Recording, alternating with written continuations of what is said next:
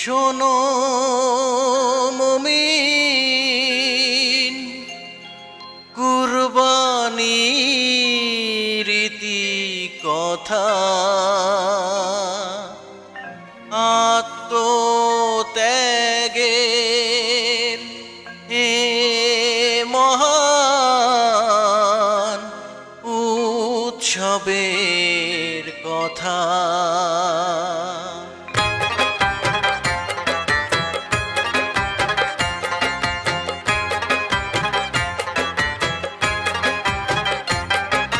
শোনো মুমিন, কুরবানির ইতি কথা, আত্মত্যাগের মহান উৎসবের কথা।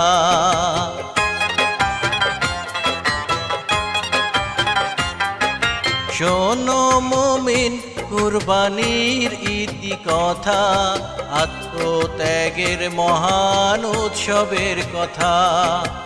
অশ্রু সজল উপাখ্যানের সে কথা, পিতার হাতে পুত্রের বলিদানের কথা।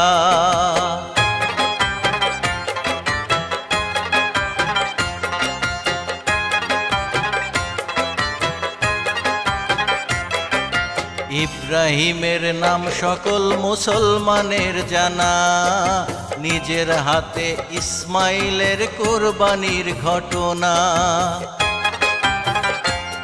খোদার আদেশ পেল ইব্রাহিম ঘুমের ঘরে, উৎসর্গ করতে হবে তোর প্রিয়জনকে।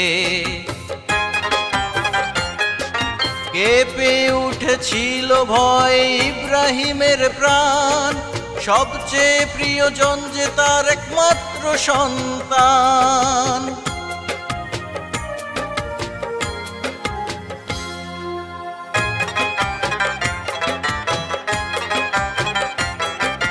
অশ্রু মুছে দুহাত তুলে বলল, হে খোদা, তোমার আজ্ঞা পালন করব আমি সদা।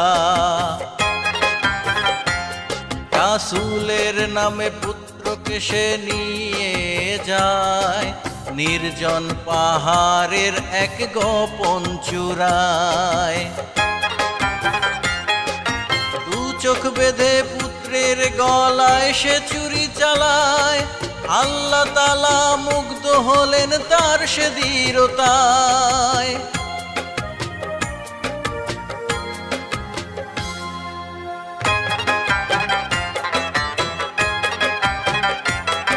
চোখ খুলল ইব্রাহিম দুরু দুরু বুকে, যে দেখলো দাঁড়িয়ে ইসমাইল হাসি মুখে।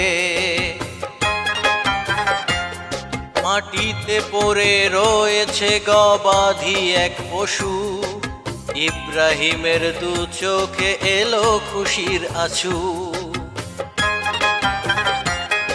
সেই দিন থেকেই কোরবানির হলো প্রচলন, ত্যাগের অঙ্গীকার নিল এ বিশ্বভুবন।